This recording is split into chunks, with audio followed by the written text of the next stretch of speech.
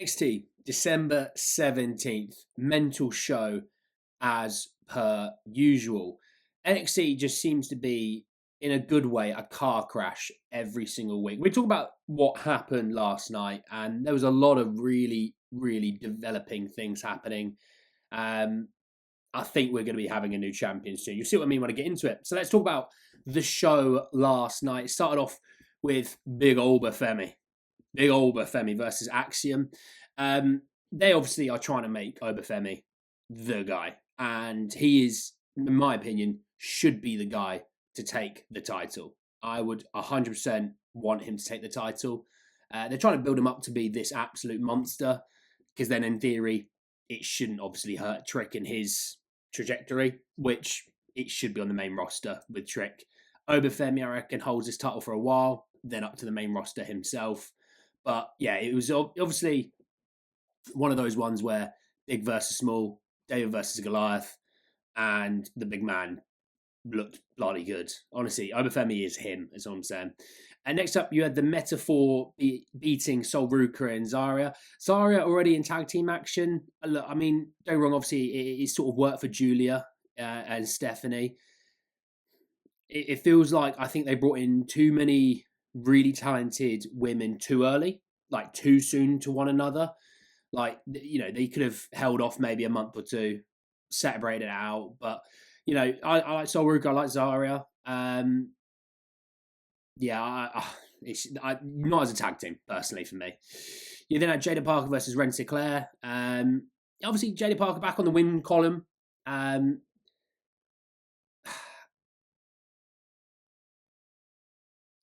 You know what? Yeah, I'm not going to go too far into this one. I wasn't that impressed with the match, if I'm honest. Obviously, could be a situation where, you know, mid card title vibe could be the play there for Jada Parker, but yeah, I mean, nowhere near the top of the women's division with obviously Julia, Roxanne, Cora Jade. I guess you could say Cora Jade, but not really. Stephanie Vaquer.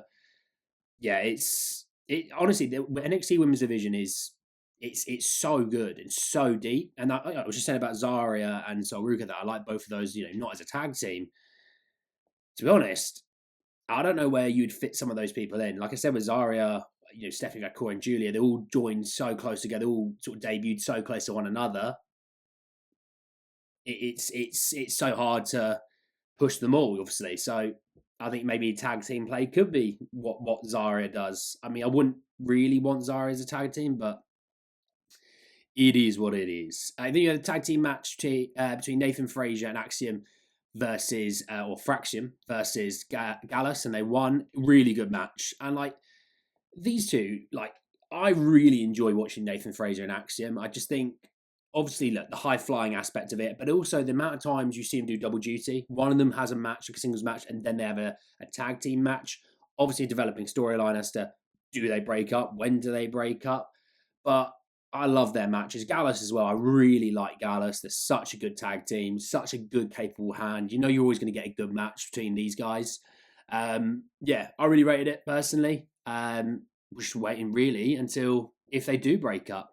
You then had Ethan Page promoing away, saying, "Oh, you know, I don't know if I love this anymore." X, Y, and Z, and then getting Javon Evans. Sorry, I guess you could say his chin, not really whole neck. It's more of a chin into the chair. You know, then has him spitting up blood afterwards, which I think a bit of edge. It gave it a bit of edge, which I quite like. You know, I think Ethan Page's character at times can be a little bit goofy in not a good way, whereas I think this gave it a little bit more edge, which I think is a great thing. I think you know, as a heel as well, you want him to be, you know, detested, you know, dislikes, and this is the one way that I think really would give him that development. Obviously, such a weird fall off from obviously losing the title to being where he is now. It feels like a bit of a fall off. I like Ethan Page. I think he's good. I could see him being champion again in NXT. I could think, you know, as you get Trick going up to the main roster, you know, Obafemi's probably going to be doing the same within the year. Ethan Page could be that guy afterwards, you know, could be the guy to follow maybe the third of the big ones afterwards, you know.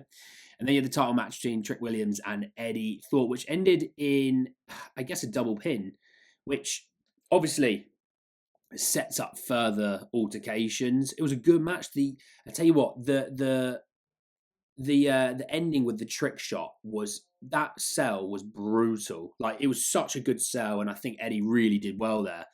Obviously, the ending being a double pin, I think really allows further development in this, and I think with Trick as well. Like obviously with Oba coming up, you know, I'm really liking where this is going. Obviously, so much more going on. Obviously, Eddie thought pushing Shawn Michaels at the end, getting in Ava's face, all those things I think really, really do lend to a character arc that I don't think Eddie really has had, and I think giving him that character arc was really good. I thought Trick was going to just run through him, and he didn't. So it makes both of them still look really great. It makes Eddie look great without having to really lose, if you know what I mean. So yeah, I'm interested to see where this one goes. Obviously, let me know your thoughts, feelings on NXT down below. I'll see you all soon. Peace.